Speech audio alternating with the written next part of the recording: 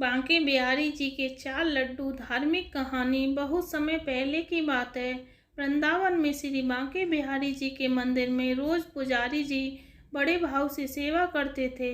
वे रोज बिहारी जी की आरती करते, भोग लगाते और उन्हें शयन कराते और 4 लड्डू ये सोचकर भगवान के बिस्तर के पास रख देते थे कि यदि बिहारी जी को रात में भूख लगेगी तो वे उठकर खा लेंगे। और हमेशा जब वे सुबह मंदिर के पट खोलते तो भगवान के बिस्तर पर प्रसाद बिखरा मिलता था।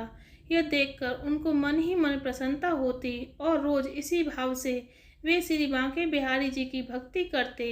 लेकिन एक दिन बिहारी जी को शयन कराने के बाद वे 4 लड्डू रखना भूल गए। उन्होंने पट बंद किए और चले गए।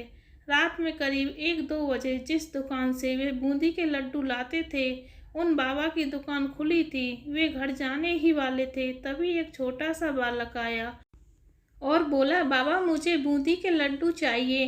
बाबा ने कहा, लाला लड्डू तो सारे खत्म हो गए, अब तो मैं दुकान बंद करने जा रहा हूँ। उस छोटे से बालक ने बोला, आप अंदर जाकर देखो, आपके पास 4 लड्डू रखे हैं। उसके हट करने पर बाबा ने अंदर जाकर देखा तो उन्हें वे 4 लड्डू मिल गए जो कि आज मंदिर नहीं गए थे।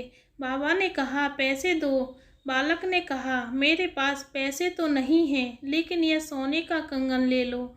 और तुरंत अपने हाथ से सोने का कंगन उतारा और बाबा को देने लगे।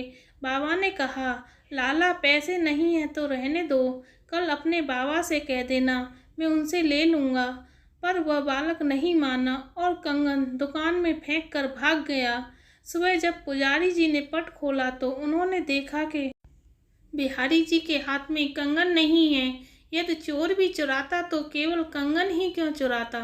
थोड़ी देर बाद ये बात सारे नगर में फैल गई। ये बात जब उस दुकान वाले को पता चली तो उसे रात की बात याद आई।